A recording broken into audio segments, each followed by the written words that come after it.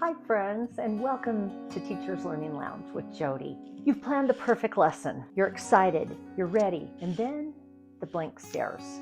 A few students are scrolling on their Chromebooks. One has his head down, and another one sighs loudly, and you hear, "Oh, this is so stupid." You try everything. Encouragement, reminders, you even tell a joke, but it's like teaching to these zombie students. So the question today is, what do you do when students just don't care? In this video, we are going to unpack reasons why students disengage. And then we are going to talk about solutions, what you can do practically and compassionately in order to bring them back in. Because we are going to learn today, it is not about a lack of motivation. It's about building motivation for learning. So here is what it is important to learn right away. When students stop caring, it's not about defiance. It's actually about data. Disengagement is almost always a symptom. It's not the disease. It tells us something deeper. Maybe the student doesn't feel capable. Maybe when a student disengages, he or she doesn't feel connected. Or maybe students feel the learning is meaningless. What purpose does it have in my life?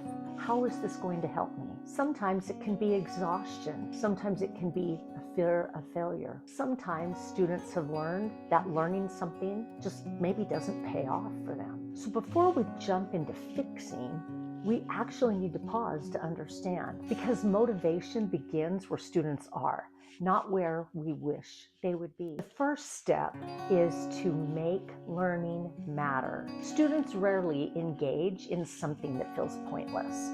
So let's be honest, we have all taught lessons where the learning is technically sound, but it's flat. And relevance is really what is going to light the fire. So I would challenge you first to ask yourself, can my students see why this learning matters outside of our classroom? The lessons that connect to real life, curiosity, and purpose are what motivates students. So for example, if I were in a math class, frame problems around real decisions like budgets, teams, sports data, design challenges.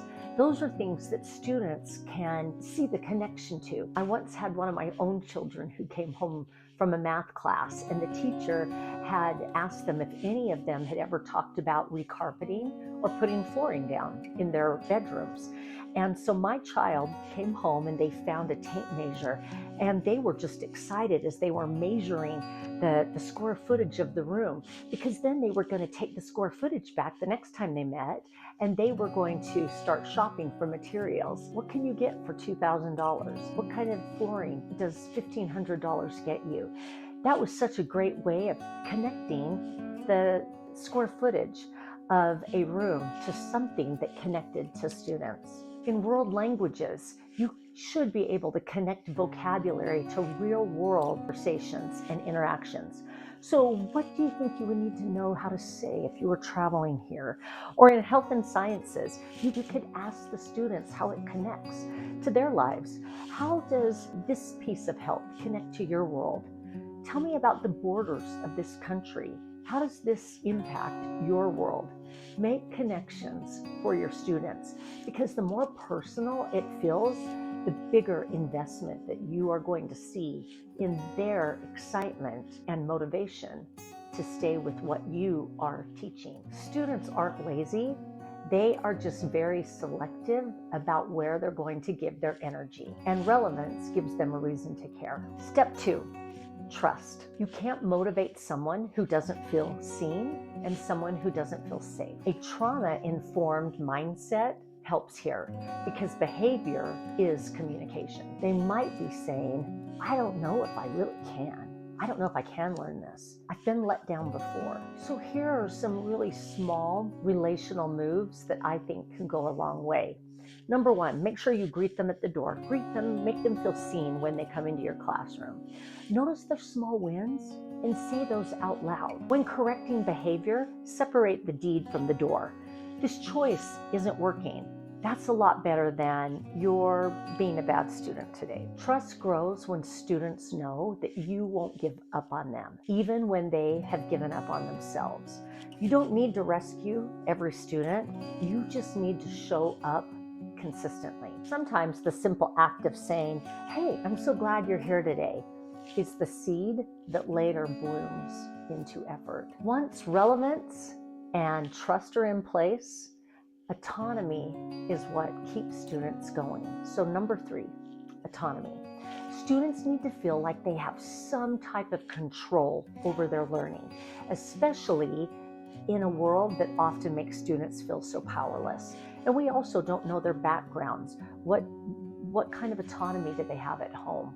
Or are they victims of their home life in a negative light? Let them choose how to show what they know. Offer 2 task options with the same goal, or let them co-create norms or project topics with you. Remember, we're not giving them all the choices, but we're giving them structured opportunities to build that autonomy. When students have a say, they invest differently because now the learning belongs to them. And it's not just the sage on the stage telling them what to do. Autonomy isn't also chaos. It's shared ownership. And ownership is where real engagement begins. So here's what is actually really freeing for a teacher. You do not have to fix motivation overnight.